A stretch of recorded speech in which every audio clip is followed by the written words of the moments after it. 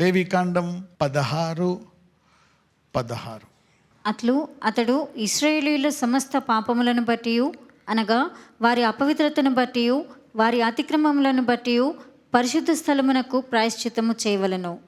ప్రత్యక్షపు గుడారము వారి మధ్య ఉండుట వలన వారి అపవిత్రతను బట్టి అది అపవిత్రమగుచుండును కనుక అతడు దానికి ప్రాయశ్చిత్తము చేయవలెను. పరిశుద్ధ స్థలములో ప్రాయశ్చిత్తము చేయుటకు అతడు లోపలికి పోవునప్పుడు అతడు తన నిమిత్తమును తన ఇంటి వారి నిమిత్తమును ఇశ్రాయేలీయుల సమస్త సమాజము నిమిత్తమును ప్రాయశ్చిత్తము చేసి బయటకు వచ్చే వరకు ఏ మనుషుడును ప్రత్యక్షపు గుడారంలో ఉండరాదు. ఇక్కడ అతి పరిశుద్ధ స్థలములోకి వెళ్ళి మరి ప్రాయశ్చిత్తము చేస్తున్నప్పుడు ఎవరు ఉండకూడదంట, అతను ఒక్కడే ఉండాలంట. అంటే only the one chosen and anointed is eligible, nobody else can do it or replace it. No confusion, no alternative. So అనేక మార్లు మనం చూస్తే మోషే టైంలో అనేకులు మోషే మీద అసూయపడ్డారు. నువ్వేనా పెద్ద లీడర్వి, ఇంత నడిపించి అద్భుతాలు చేసి విడిపించి ఎర్ర సముద్రం పాయలు చేసి వచ్చిన తర్వాత వస్తుంది గొడవ. దేవుడు అతను వాడుకోలేదా? See how man can forget the good things done to him. ఒక మంచి ఏదైనా చేస్తే మానవుడు ఎంత త్వరగా మర్చిపోతాడో చూడండి. How he can forget those things.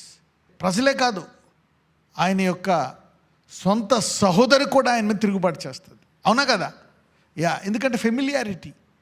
ఇంగ్లీష్లో ఒక మాట ఉంటుంది, ఫెమిలియారిటీ బ్రీడ్స్ కంటెంప్ట్. మాటికి చూడండి, పిల్లలు పెద్ద అయిన తర్వాత తండ్రిని తల్లిని ఎదిరిస్తూ ఉంటారు.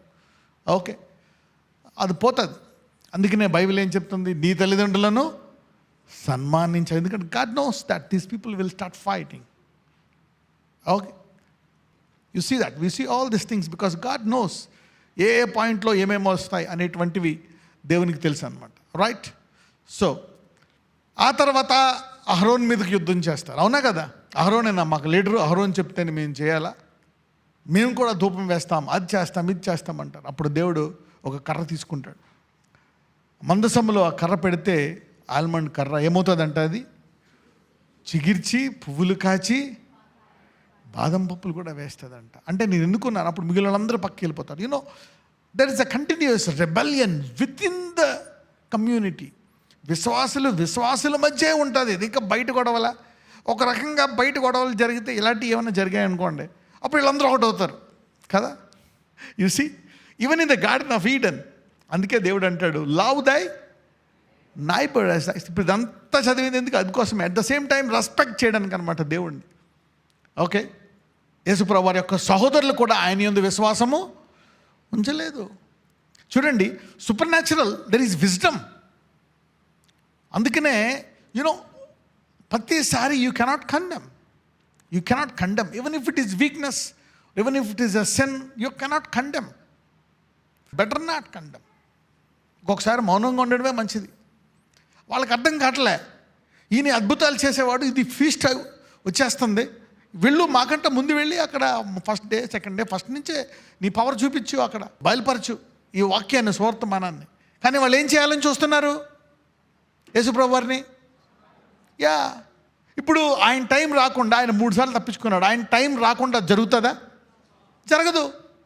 అయినప్పటికీ he's a natural man, is operating in the natural world. అవునా కదా? ఆయన న్యాచురల్ సిస్టంలో ఉన్నాడు. సో న్యాచురల్ వరల్డ్లో ఉన్నాడు కాబట్టి ఆయన నేచర్లో కూడా ఆపరేట్ చేశాడు. Wisdom.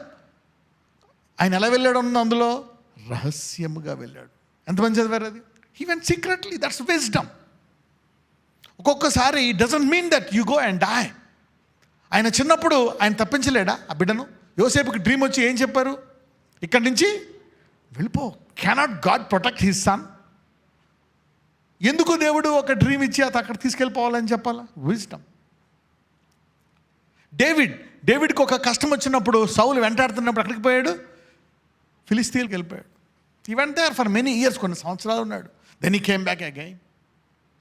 You see how sometimes it is not like that. ఒక్కొక్కసారి మరి శిష్యులందరూ చెదిరిపోయారు మహాశ్రమంలో. అక్కడ ఉంటే శిష్యులందరూ చనిపోయేవారేమో ముందే. తర్వాత ఇక్కడికి వచ్చేసారా లేదా? They died here. At least they preached the gospel to of the disciples. So you cannot judge. ఇక్కడ ఎందుకు ఒక్కళ్ళనే పెడుతున్నాడు అంటే, ఒక్కడే ఎందుకు వెళ్ళకూడదు అంటే, he's showing a sanctity, a reverence. ఆ అహరోను చెప్పింది మీరు వినాలా, ఆ ప్రధాన యాజకుడు చెప్పింది మీరు వినాలా. It's a respect, it's a honour. ఎంతమందికి అర్థమవుతుంది? దాట్స్ వై ఎన్ని సింబల్స్ అన్నమాట. These are all symbols. రేపు పొద్దున్న దేవుడు మనకు తోడుగా ఉన్నా, మనతో ఉన్నా, మనం పరలోకంలో ఉన్నా, ఆ రిలేషన్షిప్ మెయింటైన్ చేయాలి. He's like our father, like our brother, like our mother, but still he's God. అవునా కదా? Yeah. And respect him forever. These are all testing points. అందుకే నీ తల్లిదండ్రులని you should respect even though they are familiar, they are weak. ఎంత familiarity ఉన్నా you should ఎప్పుడు కూడా వినయంగా ఉండాలి. అందుకే దేవుడు ఇలాంటివి కొన్ని పెడతాడనమాట. యా, అతను ఒక్కడే చేయాలి. So that there is a kind of respect and honour. కొంచెం అతన్ని గనపరచాలి. మరియు అతడు యెహోవా సన్నిధినున్న బలిపీఠం వద్దకు పోయి దానికి ప్రాయశ్చిత్తము చేయవలెను. అతడు ఆ కోడె రక్తములో కొంచెమును ఆ మేక రక్తములో కొంచెమును తీసుకుని బలిపీఠపు కొమ్ముల మీద చమిరి. అంటే ఈయనొక్కడే బలి ఇవ్వాలా, ఎవ్వరు ఎలిజిబుల్ కాదు. అలాగే ఇంకెవ్వరూ ఎలిజిబుల్ కాదు మన పాపాలు తీసివేయడానికి, పరలోక రాజ్యం వెళ్ళడానికి. One and only Jesus. That's what is telling.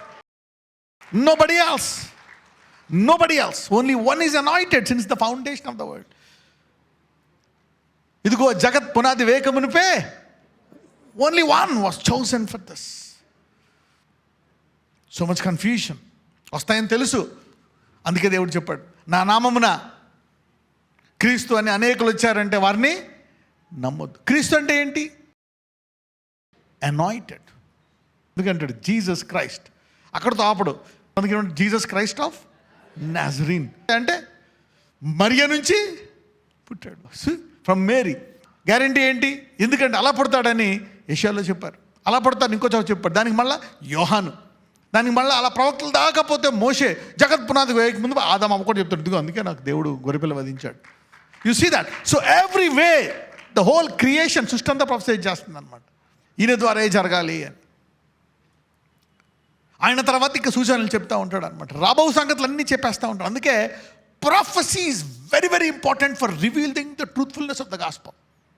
పోనీ ఓన్లీ ప్రొఫెసీయే కాదు, హిస్టరీ కావాలా, మిరకల్స్ కావాలా, వర్డ్ కావాలా, హోలీ స్పిరిట్, ఎవ్రీథింగ్.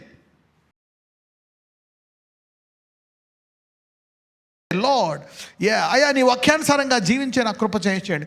మరొకసారి నీ రక్తముతో నన్ను కడుగయ్యా, నా మనసాక్షిని బలపరచు, శుద్ధీకరించు, purify my heart Lord, sanctify it. ఇంకా ఆ చెడు చేయాలనే ఆలోచన, ఆ చెడు తలంపులు, అయ్యా ఆ చెడ్డవి, ఇంకా నా పితరుల శాపాలు, అయ్యా విచ్చలవిడిగా నేను యవ్వన కాలంలో జీవించిన ఇప్పుడు నన్ను వెంబడిస్తున్నాయి నాయన.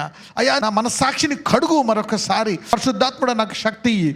నేను నా అంతటా నేను చక్కగా వాక్యము చదివి ప్రార్థించి, అయ్యా నీ వాక్యం అనే కాడి, ప్రార్థన అనే కాడి వేసుకొని, ఇదిగో అపవాది క్రియలను, ఈ లోకములో ఉండేటువంటి లోక క్రియలను నశించి దేవుడికి ప్రీతికరంగా జీవించే కృప నాకు దయచేయండి అయ్యా. I want to live to even more glorious life. I want to go from glory, మహిమ నుంచి అధిక మహిమకి వెళ్ళేటువంటి ధన్యత నాకు దయచేయ్యా.